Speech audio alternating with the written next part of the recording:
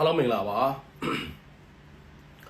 ဒီဗီဒီယိုလေးကကျွန်တော်တပတ်တာတနင်္လာသားသမီးတွေရဲ့ကတ်အစိုးကောင်းကို Terror နဲ့ဟောကြားပေးသွားမယ့်ဗီဒီယိုလေးဖြစ်ပါတယ်ကျွန်တော်တော့အဘမင်းလင်္ကာရဲ့တပည့်ဆရာစောင်းအောင်ဖြစ်ပါတယ်မိတ်ဆွေတို့ကိုအမြဲတမ်းပေးတဲ့ရတရားနဲ့ပတ်သက်ပြီးတင်ဆက်ပေးနေတဲ့ဆရာတယောက်လည်းဖြစ်ပါတယ်ဟိုဒီနေ့လေးမှာတော့ကျွန်တော်လာမယ့်14ရက်ကနေ21ရက်နေ့10လပိုင်း2025မှာတွေ့ကြုံလာမယ့်တနင်္လာသားသမီးတွေရဲ့ကတ်အစိုးကောင်းလေးကိုသုံးသပ်ပြီးဟောကြားပေးသွားမယ့်ဗီဒီယိုလေးဖြစ်ပါတယ်ကျွန်တော်ရဲ့ဗီဒီယိုတွေကျွန်တော်ရဲ့ဟောကြားမှုတွေကိုနှစ်သက်မှုရှိတယ်ဆိုရင်ကျွန်တော်အကောက်ကို follow လုပ်ပေးထားခြင်းအပြင်နေ့စဉ်နဲ့ညကျွန်တော်ပြောပြပေးနေတဲ့ဗီဒီယိုနဲ့ပတ်သက်တဲ့အကြောင်းအရာတွေကိုသိရှိခွင့်ရမှာဖြစ်ပါတယ်အဲ့တော့ကျွန်တော်စတင်ပြီးတော့တနင်္လာသားသမီးတွေရဲ့ကံအဆိုးကောင်းကိုတော်စချိုးပြီးဟောပါမယ်နံပါတ်1အနေနဲ့ကတော့ကျွန်တော်တနင်္လာသားသမီးတွေရဲ့ကိုယ်ပိုင်လုပ်ငန်းကိစ္စတွေနဲ့ပတ်သက်တဲ့အပိုင်းဖြစ်ပါတယ်တနင်္လာသားသမီးတွေကိုယ်ပိုင်လုပ်ငန်းကိစ္စတွေနဲ့ပတ်သက်ပြီးတော့လုပ်ငန်းတည်ဆောက်မှုပိုင်းမှာအမှန်တန်အားကောင်းနေတဲ့ကာလပိုင်းခြားဖြစ်ပါတယ်ဆိုတော့ကိုယ့်ရဲ့လုပ်ငန်းဖျို့ဖျဲဖြစ်နေတဲ့အချိန်မှာလုပ်ငန်းကိုပြန်လည်တည်ဆောက်ဖို့တဲ့လုပ်ငန်းကိုကောင်းမွန်အောင်ပြုလုပ်ဖို့အတွက်ဒီချိန်မှာစွမ်းအားတွေ energy တွေအပြည့်ရရှိနေတဲ့အခြေအနေအပိုင်းခြားတစ်ခုလို့ကျွန်တော်အနေနဲ့သုံးသပ်ပြီးတော့ဟောကြားပေးချင်ပါတယ်ဒီတပတ်တာမှာကိုယ့်ရဲ့လုပ်ငန်းပေါ်မှာကိုယ့်ရဲ့ဆုံးဖြတ်မှုကိုယ့်ရဲ့ရွေးချယ်မှုဟာနောက်လာမဲ့ကိုယ့်ရဲ့လုပ်ငန်းအောင်မြင်မှုအတွက်အမှန်တန်အရေးပါတယ်အရေးကြီးတယ်ဆိုတဲ့အခြေအနေပိုင်းခြားမျိုးကိုဖော်ပြထားခြင်းဖြစ်ပါတယ်အဲ့ဒီမှာဘာတွေတွေ့ရလဲလို့ပြောမယ်ဆိုလို့ရှိရင်ဒီအလုပ်သမားကိစ္စအဆင်မပြေတာလေးတွေကျွန်တော်တွေ့ရတယ်တခြားကိုယ့်ရဲ့လုပ်ငန်းတွေနဲ့ပတ်သက်ပြီးတော့လုပ်ငန်းသူပြိုင်ဘက်ချင်းတွေရဲ့လုပ်ငန်းပြိုင်ဆိုင်မှုတချို့တွေကျွန်တော်တို့သွားပြီးတော့တွေ့ရတယ်တို့တော့ကိုယ့်ရဲ့လုပ်ငန်းတစ်ခုတည်းကိုပဲတည်တည်ချာချာဂရုစိုက်ပြီးလုပ်မယ်ဆိုရင်လုပ်ငန်းဟာကျွန်တော်တို့အောင်မြင်မှုများစွာကျွန်တော်တို့ရရှိလာနိုင်တဲ့အခြေအနေအပိုင်းခြားတစ်ခုလို့ကျွန်တော်အနေနဲ့သုံးသပ်ပြီးတော့ဟောကြားပေးခြင်းနဲ့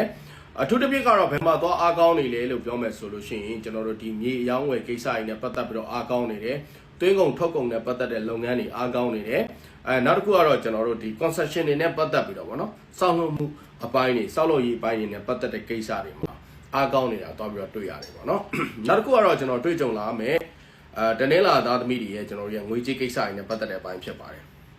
အဲ့တော့ငွေကြေးကိစ္စတွေနဲ့ပတ်သက်ပြီးတော့လေဒီလိုအချိန်အခါမျိုးမှာကိုယ့်အနေနဲ့အထူးသဖြင့်ကတော့ကံကောင်းခြင်းကိုရရှိနေတဲ့အခြေအနေပိုင်းခြားလို့ပဲပြောချင်ပါတယ်ကိုယ့်အနေနဲ့ငွေကြေးအဆင်မပြေဘူးလို့တွေးတောနေတဲ့အချိန်ပိုင်းခြားတွေငွေကြေးခက်ခဲတယ်လို့တွေးတောနေတဲ့အခြေအနေအပိုင်းခြားမျိုးတွေမှာဆိုလို့ရှိရင်ကိုယ့်အတွက်ငွေကြေးကိစ္စတွေနဲ့ပတ်သက်ပြီးကံကောင်းစေတဲ့သတင်းစကားတွေတခြားအလုပ်ကိစ္စတွေနဲ့ပတ်သက်ပြီးတော့အဆင်ပြေတယ်ဆိုတဲ့သတင်းစကားတွေကြားသိပြီးတော့ပျော်ရွှင်မှုရရှိမဲ့အပိုင်းခြားဖြစ်ပါတယ်ဆိုတော့ငွေကြေးကိစ္စတွေနဲ့ပတ်သက်ပြီးစိတ်ညစ်ပြီးပူလောင်နေတဲ့အချိန်မှာငွေကြေးကိစ္စတွေနဲ့ပတ်သက်ပြီးအဆင်ပြေစေတဲ့သတင်းလေးတွေကြားနေရတတ်တယ်တွေ့နေရတတ်တယ်ဒါကြောင့်မလို့ငွေကြေးကိစ္စတွေနဲ့ပတ်သက်ပြီးကိုမျှော်မှန်းထားတဲ့ပုံစံမျိုးမဟုတ်ဘဲနဲ့သူ့ဟာသ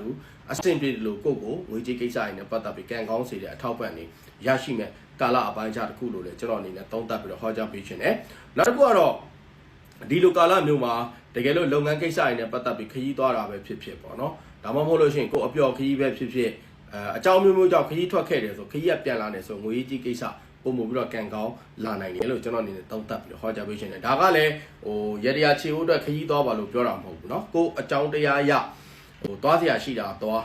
းတကူကာကြီးလောက်ယူတဲ့ပုံစံမျိုးမဟုတ်ဘူးပေါ့เนาะကျွန်တော်ပြောချင်တဲ့အဓိပ္ပာယ်ကလေโอเคနောက်ထပ်ကျွန်တော်တို့ဆက်လက်ပြီးတော့ကျမ်းမာရေးကိစ္စတွေနဲ့ပတ်သက်ပြီးတော့ဟောကြားပေးခြင်းပါတယ်ဒီလိုကာလမျိုးမှာကျမ်းမာရေးကိစ္စတွေနဲ့ပတ်သက်ပြီးမယူရဲဆန်စွာနေထိုင်တာမျိုးကျမ်းမာရေးဂရုစိုက်မှုအားနည်းတာမျိုးတွေဟာကိုယ်ကိုပြန်လဲပြီးတော့ဒုက္ခပေးစေပါတယ်ဥပမာအစာအိမ်ဖြစ်နေတဲ့လူဆိုလို့ရှိရင်အစားတောက်ပုံမှန်စားသုံးဖို့အတွက်လိုအပ်တဲ့သွေးတိုးစီးကြောကိုယောဂအခန့်ရှိနေတဲ့လူတွေအထူးဂရုစိုက်ရမယ်ကိုယ်မှာသွေးတိုးရှိနေသွေးတိုးစေတဲ့အရာတွေမစားဖို့အတွက်အရေးကြီးတယ်ပေါ့နော်အဲ့တော့တာမန်လူတွေတော့ကတော့ဘာမှထွေကျမ်းမာရေးနဲ့ပတ်သက်ပြီးတော့စိုးတာမျိုးကောင်းတာမျိုးမရှိဘူးမဲ့ယောဂအခန့်မူလယောဂအခန့်နာတာရှိယောဂရှိနေတဲ့လူတွေဒီလိုအချိန်ဒီပိုင်းခြားမျိုးမှာအနေထိုင်အပြုမှုအစားတောက်မှားယွင်းမှုကြောင့်ကိုယ့်ရဲ့ယောဂအနေစဉ်ကိုယ်ကိုဒုက္ခပေးတာမျိုးတွေဒီလိုကာလမျိုးတွေမှာတွေ့ကြုံလာရနိုင်တယ်ပေါ့နော်ဆက်လက်ပြီးတော့ကျွန်တော်တနင်္လာသားသမီးတွေရဲ့အခြေအေးကိစ္စတွေနဲ့ပတ်သက်ပြီးတော့ကြအောင်အခြေအေးကိစ္စမှာလေချစ်ချင်းကနေစဉ်မုန်းချင်းကိုကူးပြောင်းလာနိုင်တဲ့အခြေအနေအပိုင်းခြားလို့ကျွန်တော် terror အရာမြင်တယ်ပေါ့နော်ဒီလိုကာလမျိုးမှာအခြေအေးကိစ္စတွေနဲ့ပတ်သက်ပြီးတော့တော်တော်ကြီးဂရုစိုက်မှအဆင်ပြေမယ်ဆိုတော့အခြေအေးကိစ္စတွေနဲ့ပတ်သက်ပြီးပြဿနာဖြစ်ဖို့တဲ့တယောက်နဲ့တယောက်ကွဲဖို့တဲ့ကွာဖို့တဲ့အမတန်အားကောင်းနေတဲ့ကာလအပိုင်းခြားတစ်ခုဖြစ်တယ်တခုမမှားလိုက်နဲ့မှားလိုက်ပြီဆိုရင်အဲ့အမှားအနေစဉ်နှစ်ယောက်သားလမ်းခွဲသွားတဲ့ဒီဖြစ်နိုင်တယ်ကျွန်တော်ပြောချင်တာလေကိစ္စသေးသေးလေးရစားကြီးလေးရစားဒီချိန်မှာအမှားရုံးမခံဘူးတခုမှားပြီဆိုလို့ရှိရင်အခြေအေးကိစ္စတွေနဲ့ပတ်သက်ပြီးပြတ်တောက်ဖို့လွယ်တယ် လမ်းခွဲဖို့လွယ်တယ်ဆိုတဲ့အခြေအနေအပိုင်းခြားတစ်ခုလို့ကျွန်တော်အနေနဲ့သုံးသပ်ပြီးဟောကြားပေးခြင်းတယ်ဒီလိုကာလမျိုးမှာတယောက်နဲ့တယောက်တိတိဆိုင်ဆိုင်ဘယ်လိုခေါ်မလဲ battle ဆိုင်နေတဲ့ relationship တွေဆိုပုံမှန်ပြီးတော့ကွဲသွားဖို့တော့ပိုလွယ်လာလိမ့်မယ်ဒါတော့ကျွန်တော်ရဲ့ terror cat ကတွေ့ကြုံတဲ့ဟောတဲ့အပိုင်းခြားပေါ့နော်ဒီအချိန်မှာချစ်သူစီကနေစဉ်ကျင်နာမှုယူရမှုစသဖြင့်ပေါ့နော်ဂရုစိုက်မှုတွေပျောက်ဆုံးနေတတ်တယ်ချစ်ချင်းမြတ်တာနဲ့ပတ်သက်ပြီးဖော်ကျူးတဲ့အရာတွေအားနည်းပြီးတော့တခြားလုပ်ငန်းကိစ္စတွေလူမှုရေးကိစ္စတွေနဲ့ပတ်သက်ပြီးတော့ဖော်ကျူးကောင်းဖော်ကျူးနိုင်မယ်ပေါ့နော်ဒါပေမဲ့ကိုယ့်ဘော်တကယ်ချစ်တဲ့အရင်တော့သူ့ဟာသူဘယ်လိုပဲကိုယ့်ကိုချစ်တယ်ကျင်နာတယ်ဂရုစိုက်တယ်ပဲပြောပေါ့နော်ဒီအချိန်မှာတော့နည်းနည်းလေးတော့ချစ်ချင်းမြတ်တာနဲ့ပတ်သက်တဲ့အရာတွေတော့အားနည်းနေတာဒုံမဟုတ်ပျောက်ဆုံးနေတာတွေတွေ့ရှိရတတ်တယ်အဲ့တော့နောက်တစ်ခုကတော့ကြုံတွေ့လာမယ်ကျွန်တော်အိမ်တော်ရေးကိစ္စတွေနဲ့ပတ်သက်တဲ့အပိုင်းဖြစ်ပါတယ်အိမ်တော်ရေးကိစ္စတွေနဲ့ပတ်သက်တဲ့အပိုင်းတွေမှာတော့လေဒီလိုမျိုးကိုယ့်ရဲ့အမျိုးသမီးကိုယ့်ရဲ့သားသမီး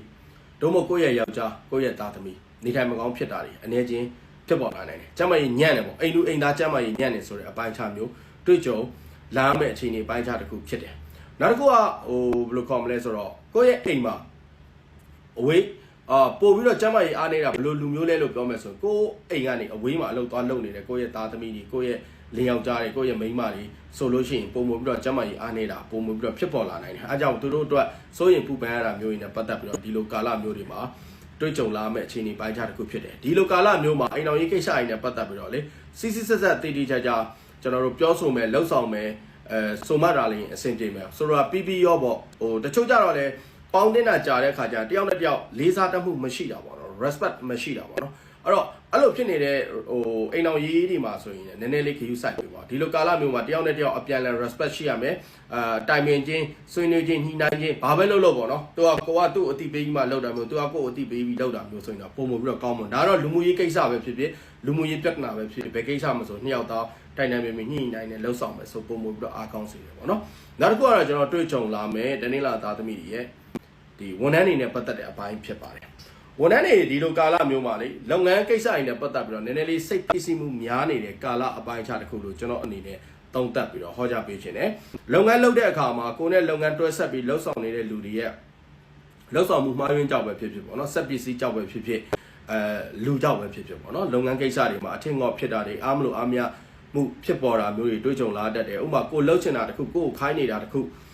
လုံဆောင်ရတဲ့အလုံးနဲ့ကိုယ့်ရဲ့ကျွမ်းကျင်တာနဲ့တဟဆာတာမတိတ်တာတွေတွေ့ကြုံလာတတ်တယ်ဒီလိုကာလမျိုးမှာကိုမကျွမ်းကျင်တဲ့ဌာနတွေကိုမကျွမ်းကျင်တဲ့လုပ်ငန်းတွေကိုတာဝန်ယူပြီးလှုပ်ဆောင်နေရတဲ့လူတွေပုံပြီးတော့တာဝန်ကြီးတယ်လို့ကျွန်တော်အနေနဲ့ဟောကြားပေးခြင်းတယ်ပေါ့နော်အလုပ်ပြောင်းမယ်အလုပ်ရွှေ့မယ်ဆိုတဲ့လူတွေကတော့ဒီလိုကာလမျိုးမှာအဆင်မပြေသေးဘူးနောက်တစ်ခုကတော့အလုပ်တစ်ရှာဖွေနေတဲ့ကျွန်တော်ရဲ့ဒီညီကိုမော်တော်မတွေရှိရဆိုရင်လွဲချော်မှုတွေနဲ့တွေ့ကြုံလာပြီးတော့အလုပ်ရဖို့တော့ခက်ခဲနေတဲ့ကာလအပိုင်းခြားတစ်ခုဖြတ်တန်းနေရလို့ဖြစ်နေပါတယ်အဲ့တော့အားလုံးပဲကိုကြီးကျမချင်းစိတ်ချမ်းသာခြင်းနဲ့ပြေဆုံးပါလေလို့ဆုမွန်ကောင်းတောင်းရင်းနဲ့ပဲကျွန်တော်ရဲ့ဒီဗီဒီယိုလေးကိုဒီမှာပဲရန်နာခွင့်ပြုပါ